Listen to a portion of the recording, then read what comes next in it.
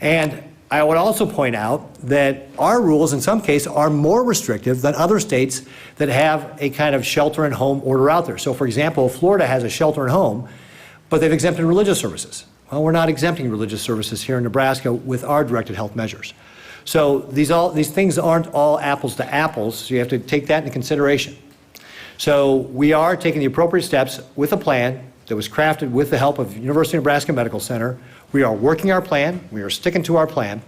Now, when you hear the Surgeon General say, you know, stay at home, well, staying at home is still good advice, right? We talked yesterday with Kathy Sifkin of the Grocers Association that, for example, when you're going out shopping, don't take the whole family shopping. One person go shopping. Make a list so you can be efficient and only go once a week. Now, that's in line with this idea of staying at home.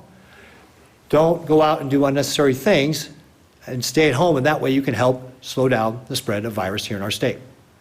So that's kind of the distinction that you see between kind of the shelter and home orders in different states, which in some cases aren't as restrictive as what we're doing here in Nebraska, and this idea that the Surgeon General is saying, hey, you should stay at home, which is good advice, but it's not a mandatory lockdown, because the President himself has said he understands that all states are different and that this is an emergency that is locally executed, state managed, federally supported. So we get a lot of questions around that, so I wanted to address that up front. I hope that clarifies it a little bit more, and I'm sure we'll get more questions on it. We mentioned testing.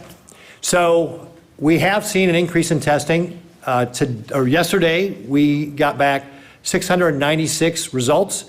That was April 1st. March 31st, we did 404. So you can see over a 50% increase in just one day. So we are testing more people. I just wanted to let people know we are working to be able to do that. UNMC, for example, has got their additional testing expanded and working. So we are working to continue to expand that testing. I know the federal government is also working on getting more tests out.